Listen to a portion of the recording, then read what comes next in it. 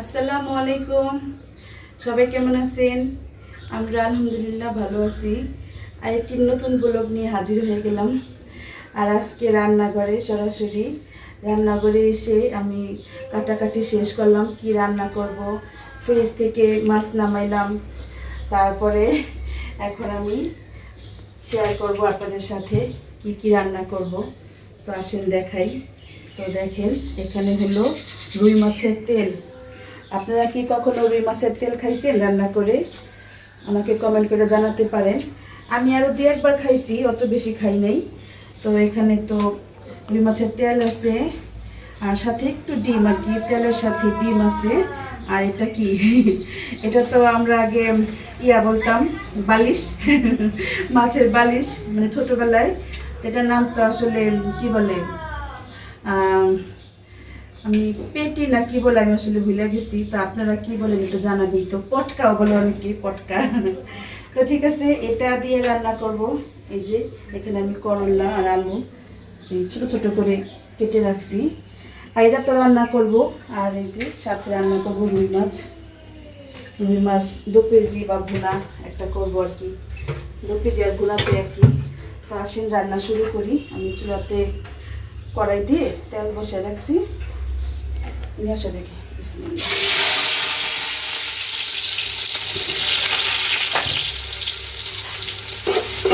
এই পেঁয়াজটা আমি হালকা একটু বাদামি করবো তেলে, বেশি করবো না।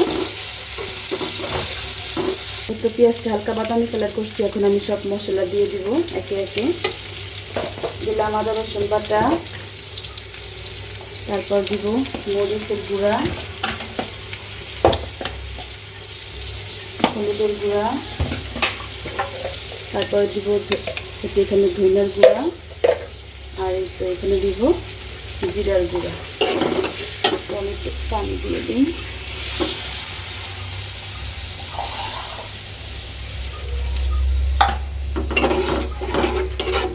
মশলাটা কষাতে থাকি। তারপরে এখানে আমি এখানে মশলাটা কষানো হতে হতে আমি এখানে এই যে তেলটা পরিষ্কার করি। আর আমি এখানে একটু আদা রসুন বাটা, তারপরে হলো জিরার গুঁড়া, ধনিয়ার গুঁড়া দিছি। কারণ এটা তো রুই মাছের তো আমরা এইগুলা দিই, যেহেতু রুই মাছের তেল রান্না করব, তাহলে এই মশলা দিতে হয়। আমি এখন পরিষ্কার করতে থাকি।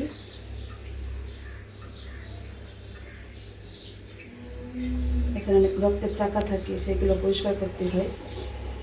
তো এটা পরিষ্কার করতে আমার একটু দেরি লাগবে। আমি পরিষ্কার করে আসছি। আমি তো মাছের তেলগুলো সুন্দর করে পরিষ্কার করে কেটে ধুয়ে নিলাম। এই যে, আর আমি কিন্তু নাড়ি বড়ি থাকে তেলের সাথে, দেখেন আমি সব নাড়ি বড়িগুলো ফেলে দিছি। এগুলো কিন্তু খাওয়া যাবে না। তো আমি এখন এখানে যে মশলা কষিয়ে নিয়েছি সেখানে দিয়ে দেব। তেলগুলো আগে দেওয়ার পরে এটা আমি ভালো করে কষিয়ে নিব। তারপরে এই করলাগুলো দিয়ে দেব, করলা, টমেটো, কাঁচামরিচ কুচি।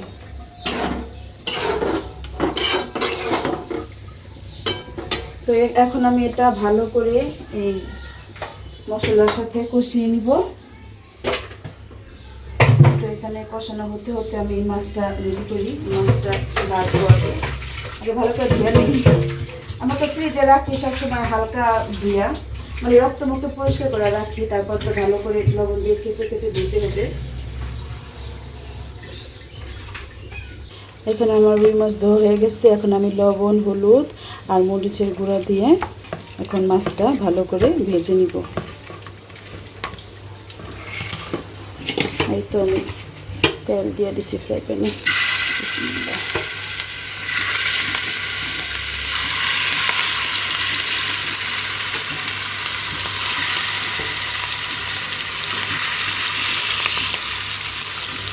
আর এই যে এই চুলাতে হচ্ছে মাছের তেল রান্না। তো মাছের তেলটা ভালো করে আমি মশলার সাথে কষিয়ে নিছি। দেখেন কত তেল। তো মাছের তেলে সবসময় অল্প তেল দিয়ে রান্না করবেন, কারণ তেল উঠে অনেক। আমি এখন এখানে করলা দিয়ে দিব। দেখেন আমি করলাগুলো এভাবে কাটছি, একদম পাতলা পাতলা করে, আর আলুর সাথে এখন দিয়ে দিই মাছের তেলের ভিতরে। বিসমিল্লাহ। আমি একটু টমেটো আর কাঁচামরিচ কুচি দিব, এখন না, আর একটু পরে দিব।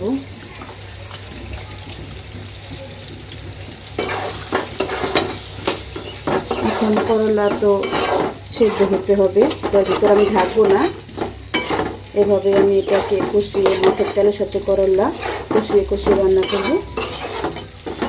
তো কাঁচামরিচটা আমি এখন দিয়ে পারি, টমেটোটা একটু পরে দিব আর কি। রুই মাছ ভাজা হয়ে গেছে, তো আমি রুই মাছ রান্না করবো, সেটার জন্য এখানে মশলা কষিয়ে নিচ্ছি। সেটাও হয়ে গেছে মশলা কষানো। এখন আমি এই যে টমেটো আর কাঁচামরিচ দিয়ে দিলাম। এখন রুই মাছ দিয়ে দেবো, একটু চুলার জন্য পানি দিয়ে। আর এই দেখেন এখানে যে রান্না করতেছিলাম মাছের তেল করলা দিয়ে, এটা রান্না শেষ। তো আমি একটু লবণ চেখে দেখছি, অনেক অনেক মজা হয়েছে। মানে এটা তো আছে অনেকে খাওয়া বোঝে না, আমরা আগে ফেলাই দিতাম, কিন্তু যারা এটা খাইছেন তাই এটা স্বাদ জানেন। আর যারা না খাইছেন অবশ্যই একবার হলে রান্না করে দেখবেন, অনেক মজা। এটা রান্না শেষ, আমি এখন একটা বাটিতে বেড়ে ফেলবো। রান্না শেষ করে গোসল মুসল করে এখন আমি ভাত খাবো। আজকে ছেলেদের ভাত খাওয়া আগে শেষ। মানে ছোট ছেলে তো স্কুল থেকে এসে টিফিনে ভাত খাইছে আর কি, আর বড় ছেলে তো বাসায় ছিল, কিন্তু ওই আজকে ভাত খেয়ে ফেলাইছে। আর এই যে তরকারিটা দেখেন, যেটা আর কি রুই মাছের তেল দিয়ে রান্না করছি আর কি। মানে দুই ছেলেরে দিয়েছি একটু একটু করে, আর একটু একটু করে নিছে। তারপরও তরকারিটা মানে বেশি হয় নাই, অল্প একটু হয়ে গেছে। মানে মাছের তেল তো রান্না করলে বইলা যেমন কইমা গেছে আর কি, সাথে একটু করলা দিয়েছি দেখা, তাও একটু দেখা যায়। একদিন ভুনা করবার চাইছিলাম, মানে সেটা আমার ভিডিও তখন আমি করি আর কি। তো ভুনা করতে গেছি, দেখে একদম একটু হয়ে গেছে, তাও আজকে একটু বেশি বোঝা যাইতেছে। সাথে আবার মাছের ছোট্ট একটু ডিম ছিল, মানে সব একসাথে করে। আর সেই মাছের বালিশটা সব পিলা জিলা দিছি। আর বড় ছেলে তো বললো অনেক মজা হয়েছে আম্মু খাইয়া। তো দেখি আল্লাহ, আমি আজকে খাইয়া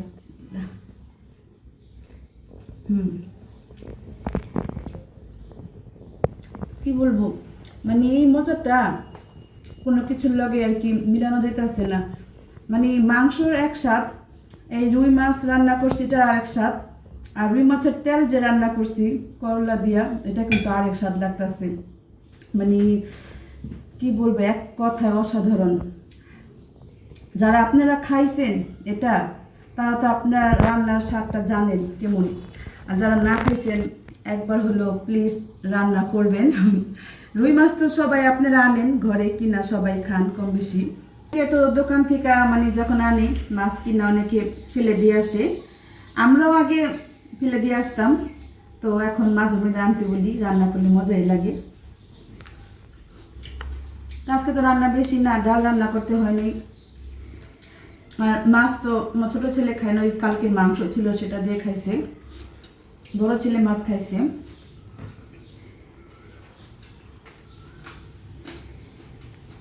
এত বড় বড় মরিচ, ঝাল কম।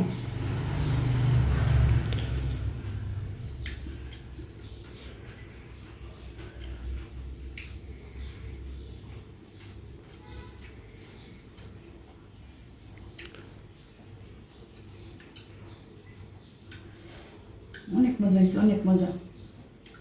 প্রতিটা লোকমায় লোকমায় অসম্ভব মজা।